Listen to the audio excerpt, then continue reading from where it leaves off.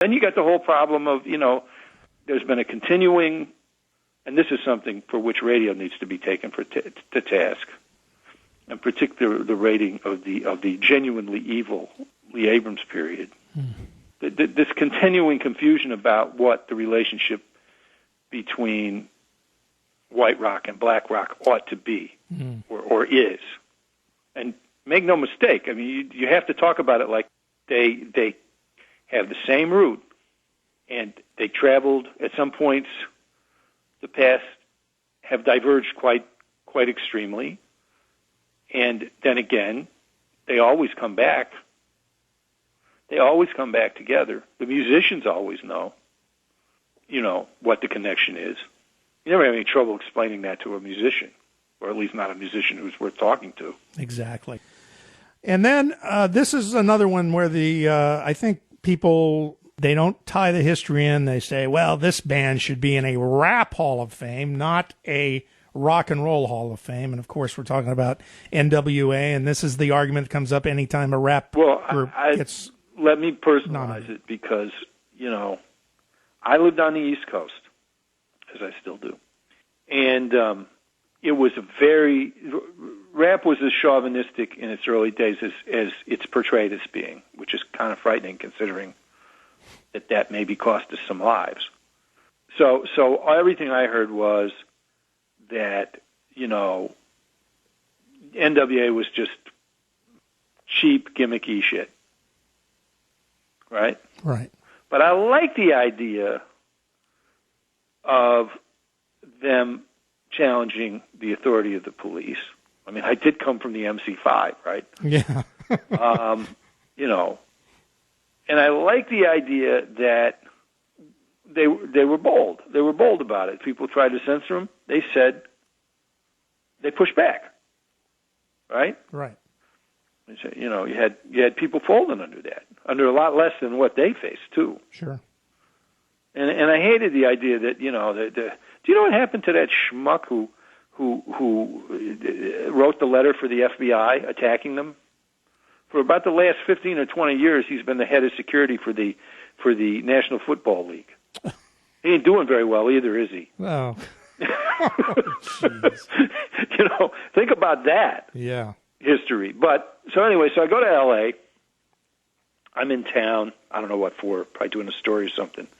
And I find a cassette of the record, and I'd rented a car. I actually rented a convertible. I'm driving with the top down somewhere. The neighborhood is probably somewhere near Inglewood. Meaning pretty much the right neighborhood, right? Right.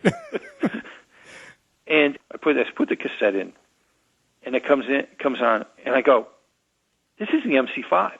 This is the MC5. Oh. This is the beginning of punk. This is the beginning of revolutionary rock and roll. This is where the Clash came from. This is where the Stooges came from. This is where all of this stuff that felt bottled up to me and always felt on the verge of dying. I literally had tears in my eyes the first time I heard a Sex Pistols record because that was a complete knockoff of the MC5. And I just thought that guitar attack once the Dolls broke up, because the Dolls had the same guitar attack. I just thought, well, that's gone, right? And then to have the equivalent come back at you from a hip-hop band. And at that point in my head, they became a band, by the way. Right. And they were sheer rock and roll. And, it's not an argument that's winnable. Prudes and people who... Because the prejudice against N.W.A. is that, sheerly. Because if you listen to it objectively as music, it's more rock and roll than almost any of the white stuff around it at that time. More rock and roll. And I mean down to the beats. They were kind of like the least, even with Dre there, on that first record, they weren't terribly sophisticated rhythmically. Right. And so here's what you get if you put N.W.A. in, okay? You get to spit in the eye of censors. You get to make a vote for the people against the police at a time when that's very important. You get the greatest record producer since Phil Spector, in my opinion, is Dre. You get West Coast rap finally beginning to be properly represented. Tupac's not eligible yet, if Tupac's even West Coast. I don't know what the hell Tupac is. And you get Ice Cube, who, beyond his movie star qualities, which we mostly are not going to get beyond, is just say this about Ice Cube. First of all, I think I might have been the first person who ever interviewed him.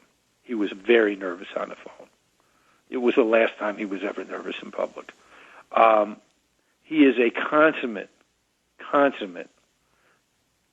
trend-setting star of that generation of musicians.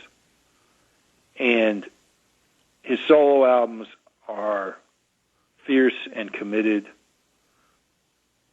I think of him a little bit like I think about, it's different because it's the age gap, but I think about him a little bit the way I think about people like Pete Townsend and Wayne Kramer and Rob Tyner and John Lennon even.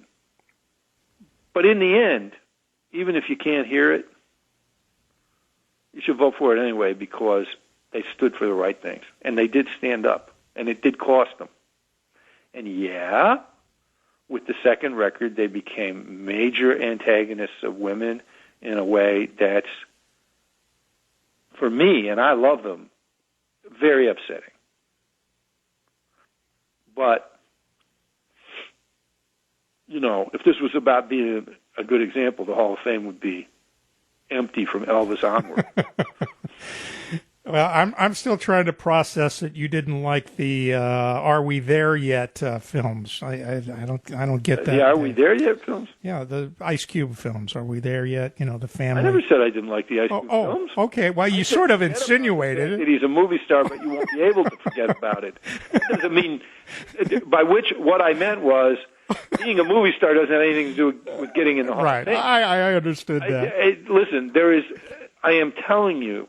The fact, if you had heard him on the telephone that day, his phone interview, this is impossible I could never convince anybody that this is really true. He sounded innocent that day. I don't mean innocent like of a crime. He was obviously never guilty of a crime. In fact, that's the reason that gutless wimp who runs the NFL security now didn't actually just have him arrested. Because he didn't do anything wrong. Right. And it's always worth standing up for people like that. But, he sounded like a kid. That's what he sounded like. Yeah. And when's the last time I really got to interview anybody who really sounded like a kid? Yeah.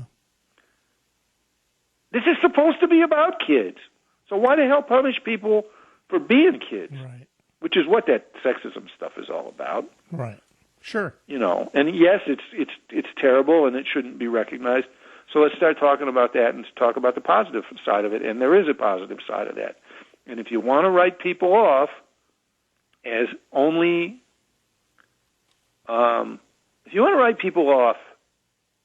what they were on the worst day of their life, then you can tell me how righteous you are. What you should get is educated and criticized. Right. And if you did something great alongside that, then you should be honored for it. That's how I feel about them.